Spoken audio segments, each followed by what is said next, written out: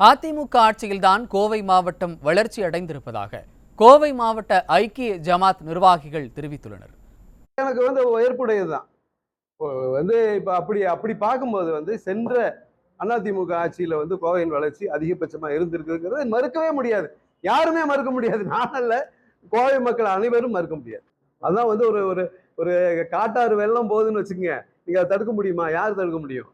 அது மாதிரி இன்னைக்கெல்லாம் எப்படின்னா ரொம்ப பெரிய விழிப்புணர்வு இருக்கு.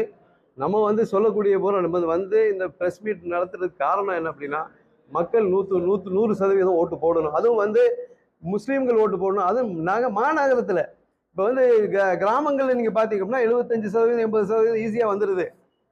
நகரங்கள்ல பூரா என்ன மக்கள் என்ன பண்றாங்கன்னா பூரா சோசியல் மீடியாவிலையும் அதுலயும் இதுலயும் ரொம்ப பொலிட்டிக்கல் பார்ட்டிசிபேஷன் இருக்கிற மாதிரி நினைக்கிறான் ஒழிய, அவன் பூரா ஓட்டு போடுறதுக்கு அவன் வர்றதில்லை. 60% 55% தான் மாநகரங்கள்ல இருக்கு. இது தவறானது. அது எல்லாரும் எல்லா மக்களும் அதை புரிஞ்சு ஓட்டு போடணுங்கிறாங்க.